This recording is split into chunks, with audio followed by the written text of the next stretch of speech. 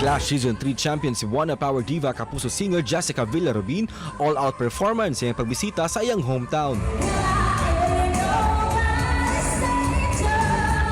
Gibida na Jessica Villarubin ang iyang pagbirit nga gikabiliban sa mga tumatanaw.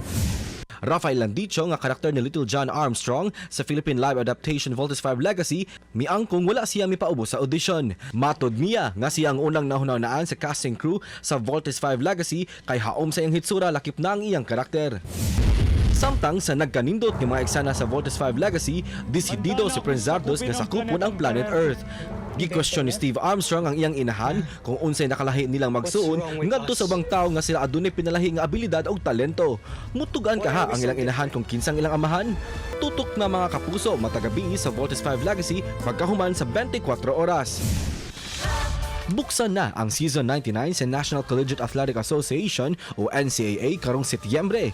Gawa sa mga sporting events sama sa men's basketball, women's volleyball, chess o taekwondo, gibalik na usab sa miaging season ang swimming, beach volleyball, juniors basketball, men's volleyball, track and field, volleyball fiesta o cheerleading competition. Mahinangpon na usab ang Jose Rizal University nga maoy host sa NCAA Season 99.